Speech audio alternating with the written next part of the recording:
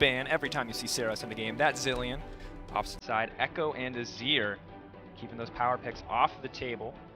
Nothing super targeted at this stage from Detonation FocusME, and of course Lyon taking a few things away from Catch. Don't want to give him any aggressive junglers, and Zilean, the Saros special. Yeah, 100%. Interesting that they banned Azir against Yuri, even though he had quite a disappointing performance on it. So really just banning out what they think is strong on the current patch, as opposed to something specific to Lyon Gaming. See whether that's due to a lack of research or just extreme confidence from Detonation FocusME. Yeah, we'll have to see. They're going to need a little bit of it. Only 1-1 so far. Lyon, though, really need to turn this one around. 0-3. We cannot stress this. So much pressure on this team. Playing on home turf. Need to find a win here. They are going to first pick that Alistar. An interesting choice and a takeaway from what we've seen overall today, as junglers have usually been first priority. Yeah, completely agree, but very low priority. I mean, Kindred and Graves are still both available. I think that people like the Graves into Kindred matchup, but Catch apparently doesn't care. Of course, Kindred going to scale pretty well, has the utility of the Lamb's Respite. Amazing team fighting skill. Is a little bit weaker on this patch, no longer has the cast range he once did on 6-6, so not quite the same amount of utility. Still remaining very popular though. 5 out of 6 games it was picked in day 1 with only a 1-3 win rate. Now that win rate has improved today as a couple more people have picked up wins on the champion, but you know, been a priority consistently throughout this tournament. Yeah, and with good reaching. Kindred, very rarely the sole responsibility for a loss. It's very hard to shut her out of the jungle. Generally farms very well, so I think that it's something to keep an eye on. Thiak one more time, hovering his Evelyn, probably begging his team to allow him to play it. Doesn't look like he's gonna get it as he eventually has to hover away, but that's gonna be the Ryze locked in, as well as the Gragas. Ryze, one of the picks that's been steadily rising to popularity, no pun intended, as, you know, he's just been able to dominate the mid lane, mostly with Sivir as backup. We'll have to see if that's what they go towards here this time around. Yeah, I like the Ryze Sivir catch potential, especially with an Alistar in there as well, because all you need is one person to get snared up, and then the team kind of panics, turns around, tries to save. Alistar flies through, cleans everyone else up in a nice headbutt pole. Ryze's AoE damage is something that is often overlooked, I think, in part of his kit. Of course, that ultimate comes out and he's able to blow some people up. So very smart. Next couple of picks out of Detonation FocusME actually to do neither. Of course, the Braum and the Sivir. Braum, Alistar, kind of the 2 power picks for the bottom lane if you're not looking to pick up something like a Bard, which is a little bit more of a niche pick, I feel like, for a lot of supports. Sivir, all around a powerhouse. We've seen it every time she's in the meta. On the Hunt can be such a defining ability, and now with the Critiche, she's a team fight monster at that late stage of the game. She's like, it's kind of the Gangplank effect, right? As soon as you allow something to AoE crit, you have extreme difficulty of balancing the team fight capability of that champion, because one AoE crit goes back and like tags an AD carry that maybe isn't expecting it, and it's just so much ridiculous damage late game. Yeah, and it hits everyone on the team. I mean, you think about it, 5 members getting hit by 3 separate mini crits essentially, as they are going to be that reduced damage. It's just so much to deal with. Other side though, looking to lock in their final picks. We'll have to see what they decide on. It looks like the Kalista will come through, so we'll get that Kalista Sivir matchup that we talk about so much. And Poppy, the final pick, most likely for the top lane here on Lyon Gaming. Cool. That would be a different pick here if he goes with Twisted Fate. Of course, I do like the fact that you can kind of shove Ryze in a little bit and then disappear around the map. Circle. No. I'm just saying, conspiracy theory confirmed. Yeah, circles, Saros' strong suit, as we've talked about. You like to refer to things as effects. We'll call it the Saros effect.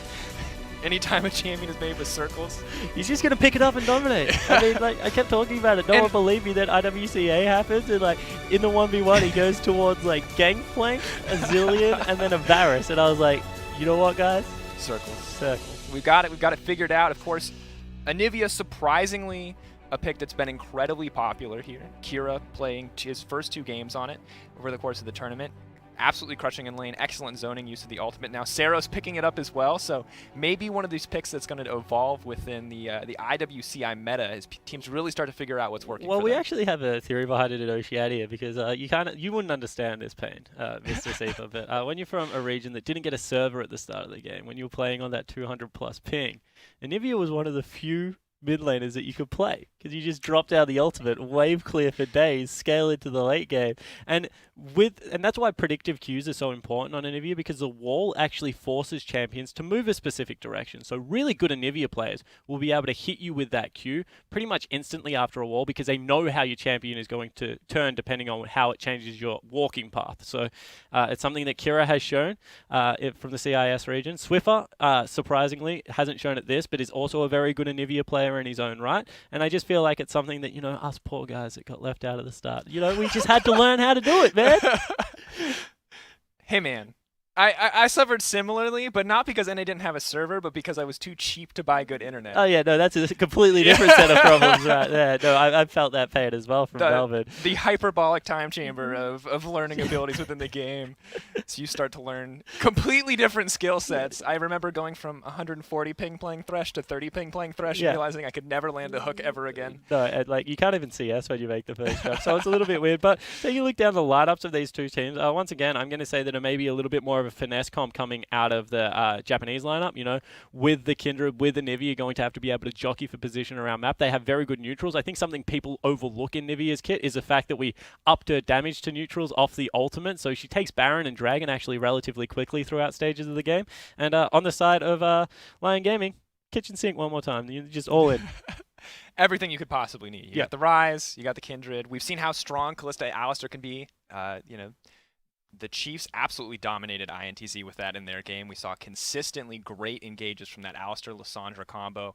Alistar Ryze may be a little bit different for the engage opportunity, but can surely provide an immense amount of CC if given the opportunity to go in. Yeah, they also have the Poppy and the Gragas, right? So they have the ways to start these fights. The other good thing about Kalista, we talk about it a lot, but Kalista versus Kindred. Kalista chooses when her damage goes off. So even though Kindred Ultimate saves your life for quite some time, against a Kalista, it can be kind of that double-edged sword, because as long as you're standing in there, she's in there throwing spears into you and ready to pop everyone. So I think that there is going to be like that back and forth between these two team compositions. Really interesting as well how they're going to use the dual zones of both having the Anivia ultimate in the wall, in addition to using the Kindred ult, potentially able to use it entirely for their team with a good wall, or just use it to zone a team to where they want them to be. So I think a lot of AoE or a lot of area control coming in from this lineup on the side of Detonation FocusME should be able to force fights on their terms, but you also don't really want to pile in on a composition that consists of Kalista, Poppy, Ryze, Alistar. You never want to be grouped up on them, so they can dictate fights, but they have to be careful which ones they choose. Yeah, completely agree, which is why it's a little bit more finesse. Unfortunately, guys, we do have a little bit of an audio issue on Detonation FocusME comp, so we'll see whether they were able to get that sorted out for you as quick as possible and hop onto Summoner's Rift as we check the players out on the screen fiddling with their headphones, supporting my bold claims. You can see Saros looking pretty confident, sitting there, expressionless, ready to get into game. I call it the eyes of the killer, right? Eyes when you just look down the player cam and they're just like deadpanning you. So they're focused, ready to get into game. And once again, I compare Syros to Kira a lot because they're kind of the two quirky mage players from CIS and from Japan, like two more unknown regions.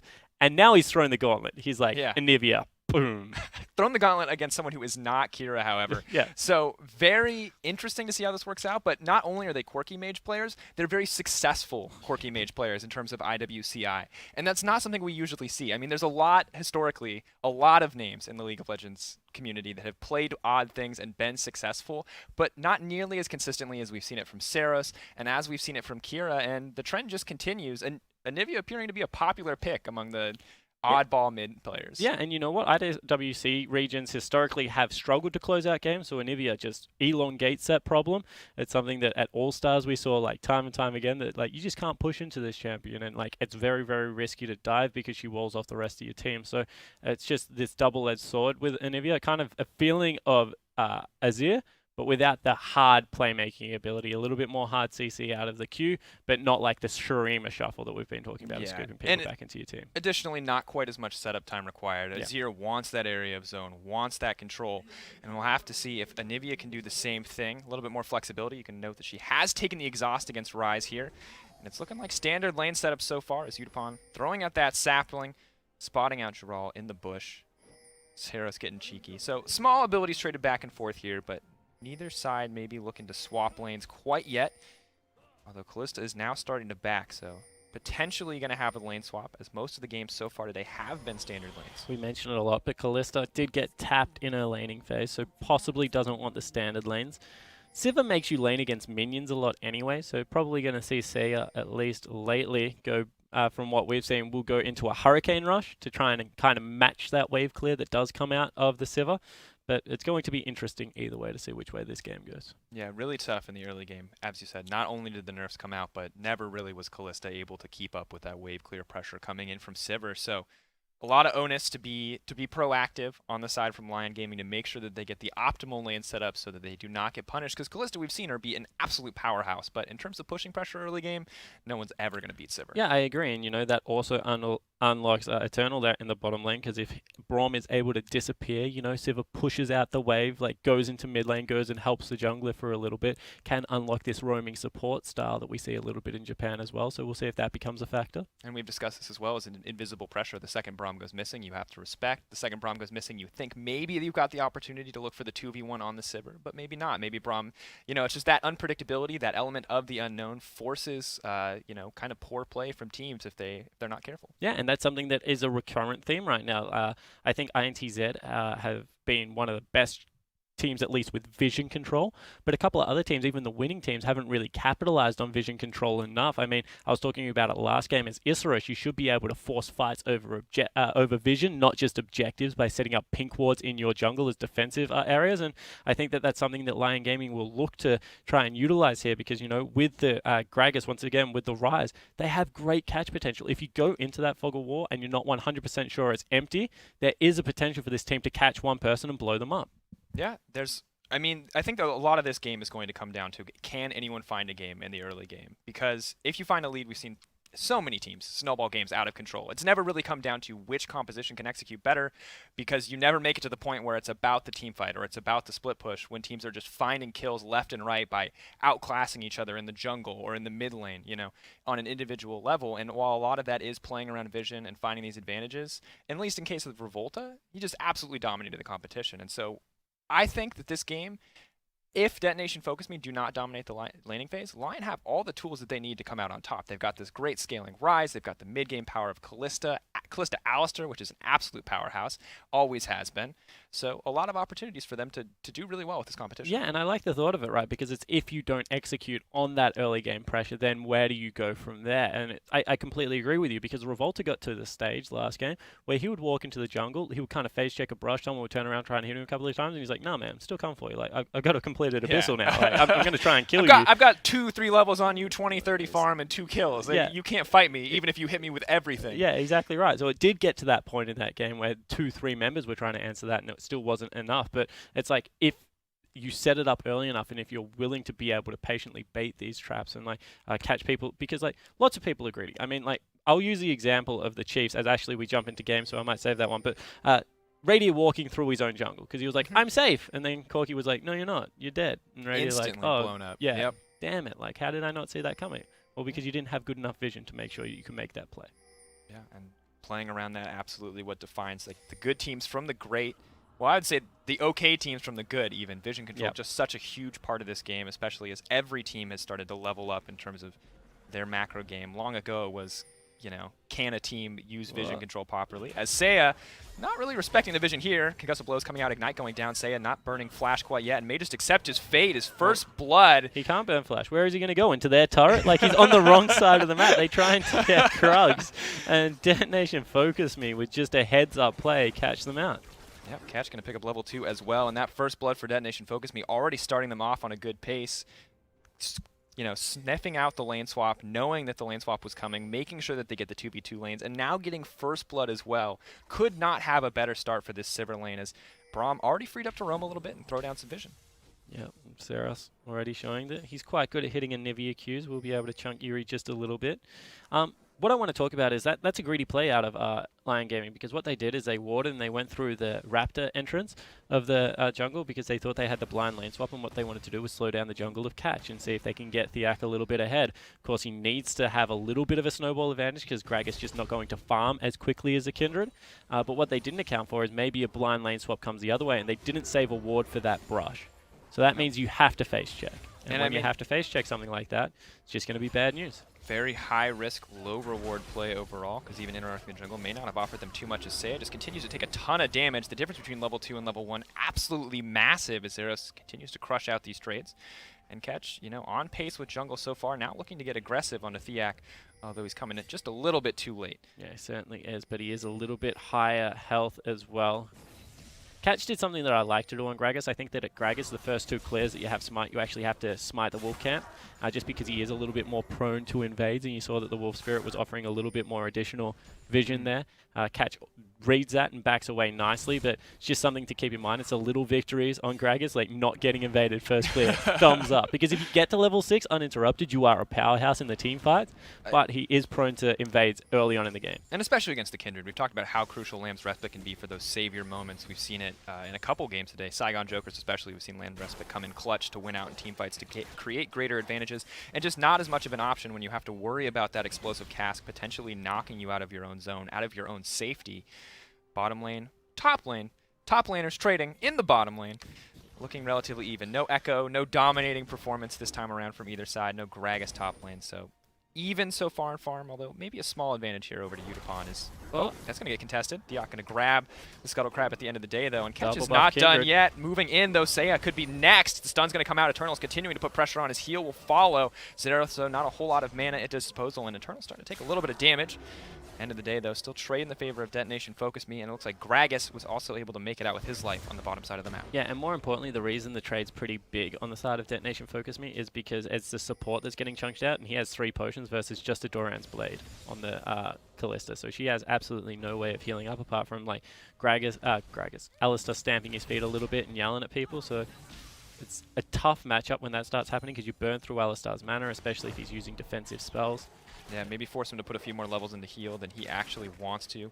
And of course, was nerfed, I think, 2 patches back. Yep. Not a huge change, honestly, because it's such a low healing number anyway that the small percentage nerf isn't that big of a deal. But does start to add up, especially in a lane that you're already losing after that first blood. Luckily, though, First Blood does go over to Braum and not over to Sivir, so not a crazy advantage yet at this point in the game. So it depends when they get the advantage, because if they get it back in on the Sightstone and he's able to use it to pick on Thiak, then it's actually quite a big advantage, but I agree that you would probably still rather have it on the Braum than the AD carry.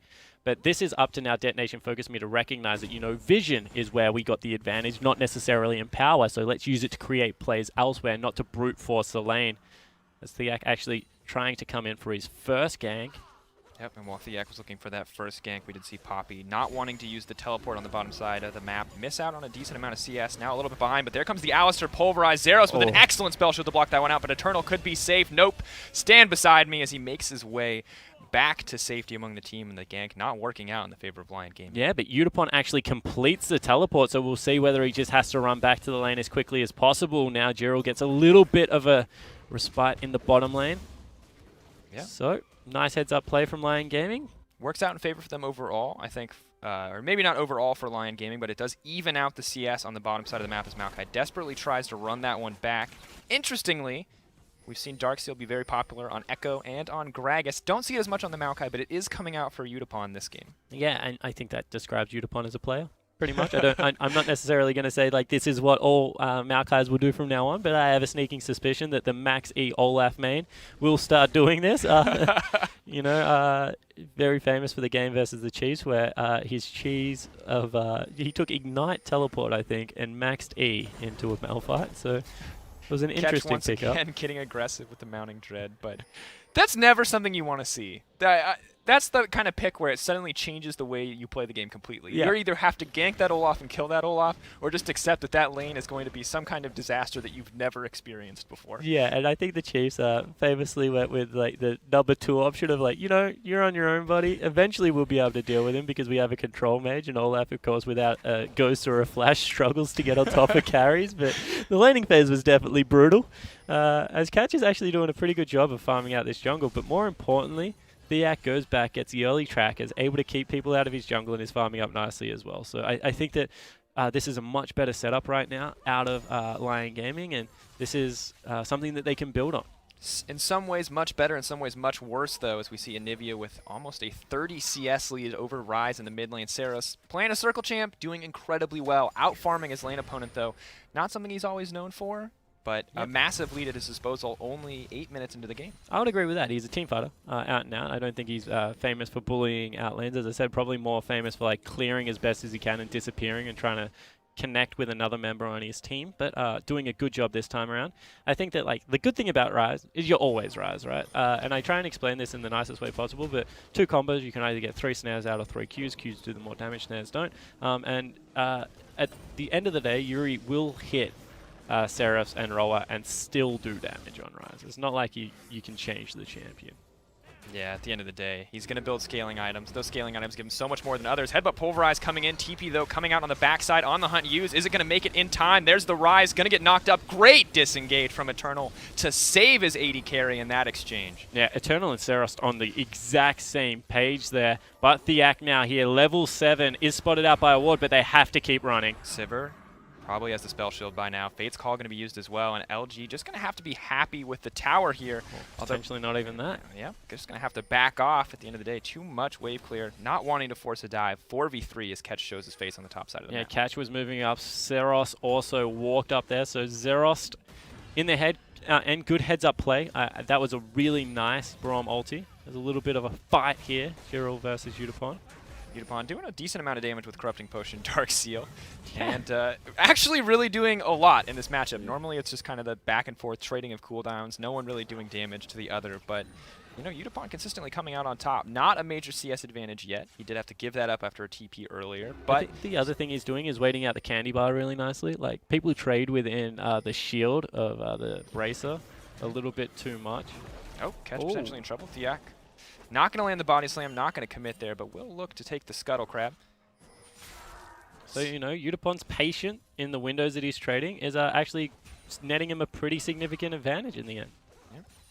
It's, I mean, working out for him pretty well now. 8 CS lead as the wave crashes into tower. Poppy maybe picking up a few, but looking decent for him at this stage. Thiak getting hungry for the gank, but here comes Kindred on the backside. Will they get there in time? It's not going to be enough. Zeros will drop in an instant. So much damage coming in from that combo, and Catch, while he did so much to Arcs, not going to be enough to take down the Alistar. Triumphant Roar. More than happy to heal him up. Yeah, also still had the ulti, so no point hard engaging onto that Alistar, and this is finally what we expected. We said Arce and Saya, they are the superstars of this team, and Thiak generally helps out that lane as misses out, but still a lot of damage. So yeah, just want to repeat that this is how you win games if you are Lyon Gaming. Get your Kalista ahead. After what was a disastrous level 1 where Saya actually fell down, he's 10 CS up pretty much and a kill. So this is pretty good news right now for Lyon Gaming. Exactly where they want to be. They want to get to the stage where they can make or take advantage of that Kalista. And as you predicted, trying to balance out for the poor wave clear of Kalista overall, we do see the buildings of a Runan's Hurricane. So on track, as expected, but I think doing better than we would have hoped, especially after dropping first blood in that fumble on the top side of the map. Yeah, completely agree, but good heads-up play out of Detonation FocusME. They actually swapped their duo onto the bottom lane. The reason it's so huge is Catch has now picked up his Devourer. There is a mark down there as well as the Dragon, right, for taking, so they'll aim to equal out on neutral turrets, but also pick up a Dragon and 7 Devourer stacks for themselves, which is a pretty good news story. If you're a Kindred player out there, you like that. Yeah, it's absolutely everything you want in that exchange, but the downside is that they've lost so much pressure on the top side of the map as Kalista and Alistar are now starting to push in, maybe hoping to lock down that tower. Thiak and Jural hoping to pick this up here.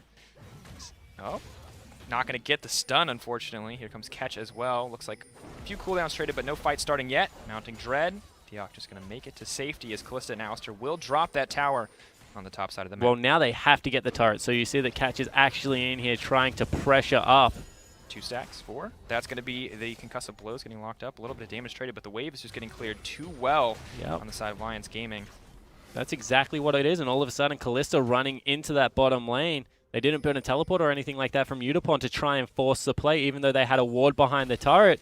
Don't know if that's an oversight, but we'll see whether Thiak one more wave has ultimate available. Wouldn't be surprised. There's a teleport. They're looking for it. There's On the Hunt burn. The concussive blows going down. That's going to be the lockup onto the Gragas. It's eventually going to get stunned. Mounting Dread. Braum ultimate comes out. The kill goes down in their favor, but Kalista and Alistar are here to turn it around. Poppy as well. Zero suddenly on the wall. Lamb's Respite trying to give him a bit of a breather, but is it going to be enough as they get knocked up and taken down in an instant? I think the heal was denied by that Poppy ultimate. At the end of the day, the double kill goes in their favor. Kalista picking up one for herself. Wow. They're not done yet. Headbutt pull pulverized, triple for Poppy. Seros next on the menu. They're having eggs for breakfast, and that's going to be the ace going over to Rise. What? That was a crazy setup. So in the end, they pulled the trigger, but I think they were too late because they didn't account for the duo rotating down into that bottom lane. And a great heads-up play. You know, we always talk about this Kalista combination where they're able to throw him in, get multiple knockups.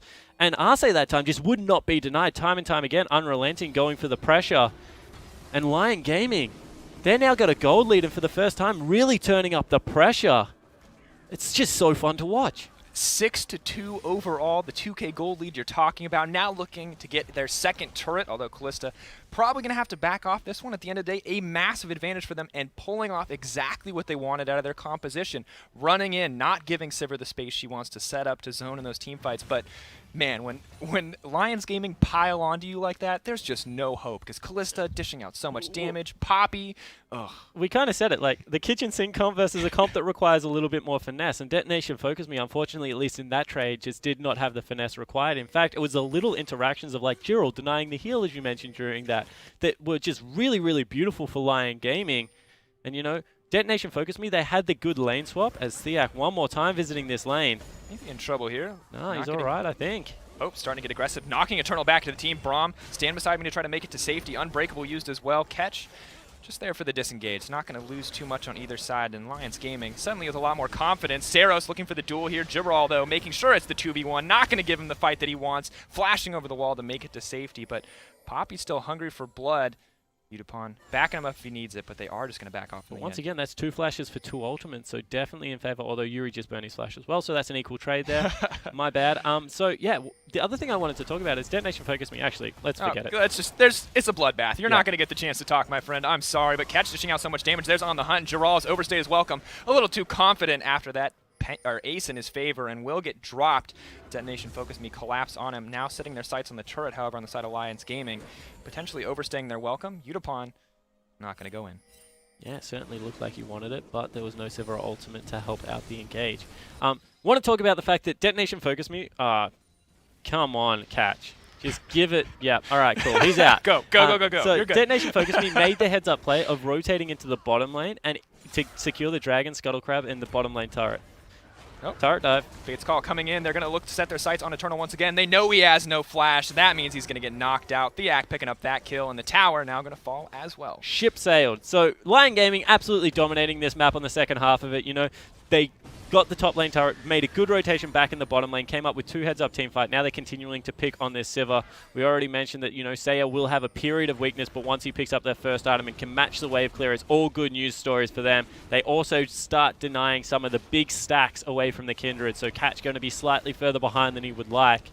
And honestly, where was this Lyon Gaming up against Hard Random? I love everything that they're doing in this game. Yep. They're finding summoners, aside from the first blood, let's be honest, but they're finding advantages. They knew Braum didn't have that summoner spell. They knew they were good to dive again. They're punishing Detonation FocusME left and right for their over-aggression, and we called Japan a more reactive region. We called Japan a region that wants to punish, that's content just playing even, but this time around it's Lyon Gaming who are punishing Detonation FocusME for overextending, for getting over-aggressive, and trying to balance out what they wanted to be even objective trades. Yeah, and you know, once again, they're a reactive region, but Udapon had a moment in that bottom lane to pull the trigger on a teleport play earlier than he did. In the end, he went way too late, and it's just snowballed this game out of control because it's so crazy. Udapon had such a big CS advantage. Seros had such a big CS advantage. This is not what we expect out of the Japanese region. We expect team fighting, not necessarily the huge laning players, but they got an advantage in an area we wouldn't necessarily expect them to, and then threw away that advantage on an area we expect them to dominate it. Maybe just over-eager, not used to having an advantage in a lane, not used to playing it around it, but doesn't really make sense as to why they fumbled so hard in the team fights there, especially that all-pivotable ace in the bottom lane. Really devastating for Japan, and now Udapon, you know, going down here to pick up some farm, going to continue to extend the CS advantage, but the gold's still in favor of Poppy as she's picked up those 3 kills. Yeah, completely agree. And, you know, now it's all about consolidation. One good thing that you have to point out for the Japanese squad is the fact that they still have Sivir as well as an Anivia. So as far as wave clear goes, they're not really hurting. For that, they will be able to clean up the map and defend these turrets that do remain quite well. It's now up to Thiak to try and pressure around the outer turrets. already mentioned this once today, but if you have Gragas, if you ward very, very deep in the jungle, you can catch people out as they rotate through. If no one rotates because of explosive cast, you just pop the Anivia out from underneath the turret. Scrambled eggs for breakfast, easy as you like. Pretty solid option for them, and they are setting up a little bit more deep vision. Is interesting interaction. Maybe looking to get a little bit cheeky here as they look to take the Rift Herald. So Catch jumped over the wall. Eternal stood behind him and dragged him back over the other side of the wall. I've never seen that before in my life. I don't really know what to explain there. I think their whole plan was to sneak this Rift Herald. Yeah. And then it's just that embarrassing moment where you have to walk around. Not quite going to get it, but they will get this Rift Herald. We'll have to see if they use the pushing power or if it's just going to be an improved recall coming over for the Kindred here. You know, there are some pretty cool things, as this is what I was talking about. Oh, he's been spotted now, but he can't see it. Yep, get him. Oh, looking for the opportunity. Here comes Rise. There's one snare. Looking for another, potentially the second one. Going to lock him down. And you talked about the 3 Qs or the double snare. It's the 3 Q option. And just to finish it off, scrambled eggs for breakfast in favor of Lyon Gaming. 8-3 now the score. And this is why I love Gragas into control mages, because no other jungler, well, Lee Sin can, but he's committal on it. Lee Sin's knockout is a melee ability. Gragas is his range, and you saw just lobs it over the wall, follows it up with a body slam. Very nicely done, and now they're looking for potentially Catch. Catch. Not wanting to live up to his name in that one, hoping not to get caught out here. As Yuri does manage to pick up the blue buff, and Lyon Gaming starting to choke out Detonation FocusME. Flash Headbutt Pole was available. Now Catch onto Saya. Aggressive. There's 3 stacks. Catch doing so much damage with that buff. They're not going to chase, however, heal coming out from Saya. That's all they're going to get. Yeah, so in the end, Lyon Gaming not pulling the second aggressive move. Maybe a little bit of an error because it is a Summoner Spell burn on Saya. Catch with a heads-up play. I like it from him a lot, but still got to call it as it is, and it's 3,500 gold for the Latin American North squad. And they're starting to really ramp up in how they play around this map, denying blue buff, denying camps away from Catch. Only going to mean good things. Yeah, we're going to have to see how they can transition this, however, as it has been a weakness for them in the past, transferring these early game leads. We saw in their first game against Hard Random, or sorry, not in their first game against Hard Random, in their match earlier today versus Hard Random, not yesterday. As I get completely lost, that they got completely crushed. But in their first game yesterday versus Isurus, versus potentially a team that plays just south of them, they had an excellent Jhin Varus comp. They found leads, and they just were not able to transition to it, and eventually got scaled out of the game. The same thing I think could happen here with this Anivia pick. Yeah, it certainly is a possibility, and I mentioned how important it is to be able to pick on the Anivia as another engage here in the top side of the map. They still want it. Fade's call going in. Is still going to catch him despite the on the hunt. Behind. Disengage, looking for the opportunity. Ours may have overstayed. Yutapon in as well. Double TP's coming out, but Yuri's in the backside, and he's looking for the fight. Lamb's respite. Will it be enough as Catch is the only one left inside on his team? Team moves back in for the heal overall, but the Kindred's going to drop, and so many members are dying, or not dying, rather, as no one has gone down quite yet. Such a bloody team fight. So many low health bars, but only one has dropped. As once again, Lyon Gaming find an advantage. Both sides simply backing off. Yeah, exactly right. So it is a 1-for-0, but you kind of saw how these team fights go. Lyon Gaming piling it on top of each other. Great double teleport play. One more time, Seros a little bit late to that because he doesn't have that. Has to flap his way into the top lane. And it's starting to really punish. I think that he goes Swiftness boots after this and just sees if he can make up the distance with a little bit of movement speed. Because honestly, this Rise, it was down 30 CS. Now within 10, Yuri's starting to perform very admirably. Has everything he needs, has that Rod of Ages, picking up the Merc Treads to make sure he does not get locked down or take too much magic damage from this Anivia, and feeling a lot more comfortable. It's very clear. 2-0-1 his scoreline. Every scoreline on this team looking fantastic. 0-0-7 in the bot lane, 3-1-4 for that Kalista as well, and Lyon Gaming dominating this, and it does not look like their other performance where they were struggling to push an advantage. They are finding every opportunity. They are winning every fight that comes towards them. Yeah, completely agree. And the other important thing to note is the fact that Saris is an immediate upgrade, so that's a huge power spike right now for the Rise. If he wasn't strong enough already, Dragon will be the next objective that the teams look towards. And this means even further Devourer stacks denied away from Catch. And we've said it's hard to keep a Kindred down, but it seems like Say is Kalista, as well as the rest of the Lyon Gaming lineup, trying to do that. Catch now feeling safe to take this buff, or to take this stack for himself. Poppy coming in to spot it out, however. Only when the Dragon was taken down, only when he knew that there were multiple members committed that did he feel comfortable moving in to take a single camp. That is how scared Detonation FocusME have to play at this stage of the game. Yeah, and it's just strange to watch.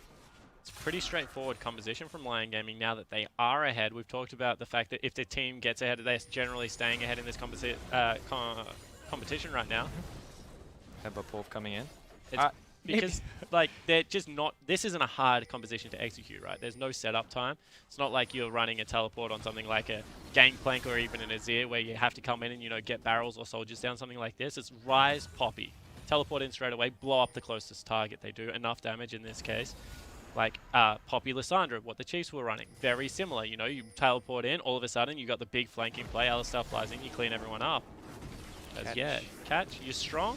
Don't know if you're that strong. Yeah, don't know if anyone's that strong at this stage of the game. As Yuri, both of those major items completed for himself, and a little bit of magic resist over to Saros, but Rod of Ages, Unholy Grail, definitely not a powerhouse in terms of item spikes in favor of that. But the longer the team fight goes, if he starts picking up some kills in there, the refreshing mana will keep him nice and sustained off in that fight. So it's still a nice build. It's just more of like a long-term build. He wants the team fights to go like 10, 15 seconds and have tremendous control around them. So Saros is starting to ramp up. Still, you're right, needs a couple of items. Probably goes towards a Void Staff next and sees if he can chunks people out. Double Spirit Visage is just incredibly annoying to deal with. It's going to be GA actually. Coming in for Ryze, yeah. Very difficult to take down this Ryze already. So many tanky stats between that passive and the Seraph's Embrace, in addition to the Rod of Ages. I think that's the thing that's so brutal about Ryze, is that he builds mana, he builds defensive, he does damage, and he becomes tanky. Yeah, and even further than that, right, is that if he goes something like Abyssal, sure, he does more damage, but you can kind of turn around and deal with him, especially if you're an AD carry. If he has GA, it's like, I have to kill this guy 3 times pretty much. Like, through his multiple passives, through the Seraph shield. Shield, passives, like, there's just stuff going everywhere, and then you're like, and he's got a damn GA. Like, this is just annoying. Like, double dips because he gets the shields, and of course, raw resistances help out further with that. Like, it's just a very smooth item build for Ryze, where you're strong throughout the entire points of the game. Yeah, very good champion overall. We saw a lot of bans coming out onto it yesterday. Some interesting picks, and working out very well for Lyon Gaming as a team. Kind of waiting for them to maybe push their advantage here. Gragas once again. Interesting wall. Going to deny that pink ward at least for a few seconds, but Gragas maybe hoping to make another cask play. In the meantime, it seems to me that Lyon Gaming can just keep pushing for neutral objectives and keep looking to force Detonation FocusME into fights. Yeah, it certainly looks to be that way. Don't get me wrong, Detonation FocusME will eventually scale up to a nice team fighting composition, so Lyon Gaming need to be aware of that. But good neutral secure here. As you can see, they march into this and chunk out the turret fairly successfully. But I'm looking towards Dragons, Barons. If they can start getting those stacking up, it will be fantastic for this squad. Force Detonation FocusME out into the open, where Lyon Gaming should be able to use that double teleport to catch them out. Yep, splitting the pressure across the map. 1-3-1 as Ryze sets his sights on the mid lane, Poppy in the top, and the remaining members now setting their sights on this bot lane tower. It was a little bit of damage earlier, and now the tower itself is going to drop. The Dragon Burn helping make that one a little bit easier as they extend their goal lead to 5K 25 minutes in.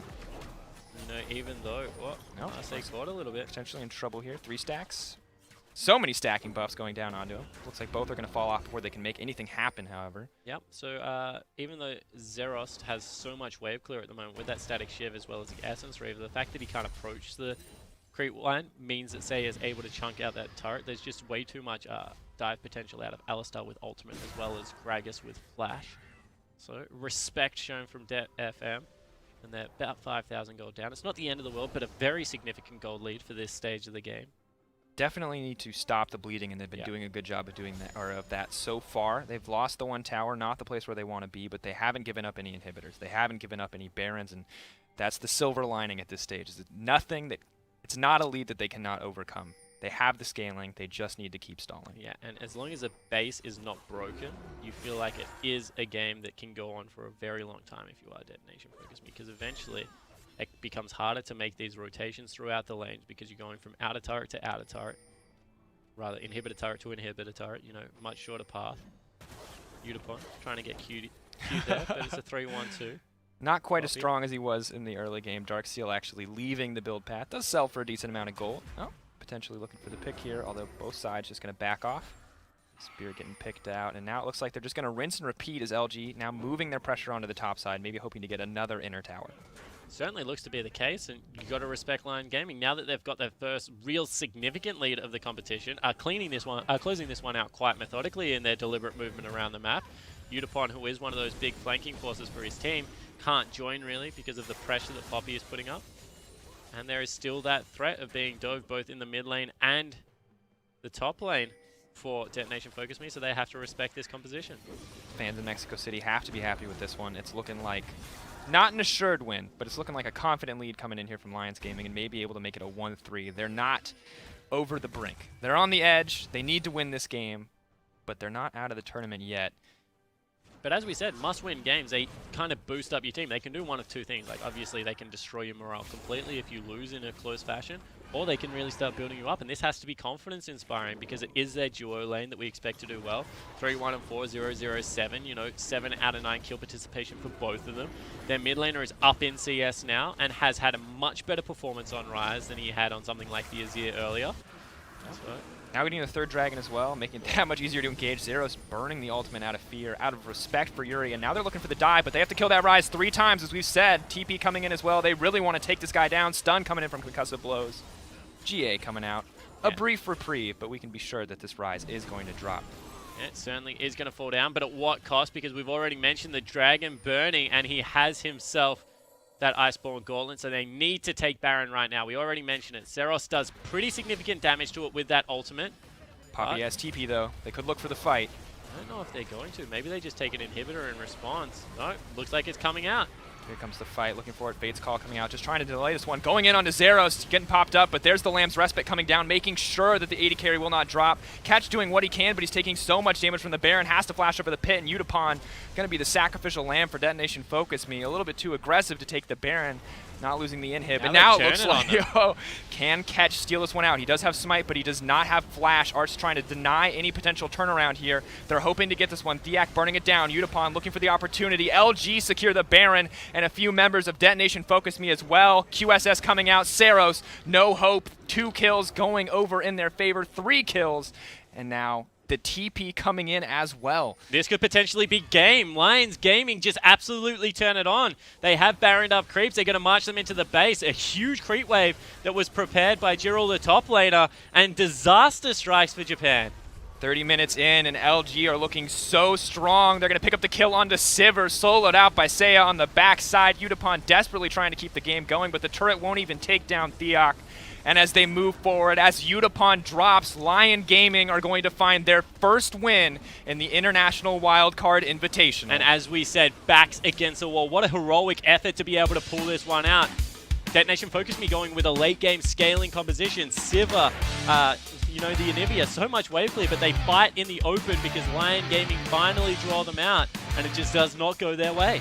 And I'm just absolutely blown away by this performance coming in from Lyon Gaming. 0-3 at the start. They were looking down and out. It was looking so hard from them, but that game was just about as clean as the INTZ game, or INTZ game rather. It wasn't the jungler who made it happen, but it was the bot lane. It was that Kalista, that Alistar, the excellent movement coming in from Gragas, and they found a massive advantage, capitalized on it, and forced Detonation FocusME into some horrible positions, eventually winning the game. And I'm just actually going to take a look here at Detonation FocusME because I feel like they're maybe underestimated this team. I mean, we saw a Rise ban coming out from Hard Random on the blue side. They understood that they scouted this guy in the mid lane. He's quite a good Rise player. They also knew on Hard Random's lineup that they were going to focus the mid lane and they needed to bottom lane, and they needed to snowball mid lane to create another pressure point. What happened in this game? Detonation FocusME do not respect the duo lane at all. Thiak goes there multiple times. There's no counter jungle pressure coming out of Catch on the other lineup. They're able to use that double teleport out of Rise, out of the top lane Poppy, and just generate play after play after play. And Seiya makes the other lane pay. As soon as he gets ahead on this Kalista, he tears the game open and grabs it by the scruff of the neck. And Detonation FocusME just had no response for this. No, not at all. And we think about back to that first crucial moment when Lions Gaming take top lane tower, immediately try to shift their bottom lane, or their bottom lane down to the bottom lane to try to protect that outer tower, and then Detonation FocusME know that they have to trade objectives, want to trade objectives, and underestimate their opponents completely. Just like you said, we saw that pentakill going down. Suddenly this Poppy that was so far behind, this Rise that was so far behind, instantly made useful as they managed. Poppy found 3 kills in that fight, completely dominating overall, and a massive change of pace in the game. And I'm going to go back to it. Double teleport, IWC regions, get on board. It is just so important right now in this tournament because you can capitalize on every single error.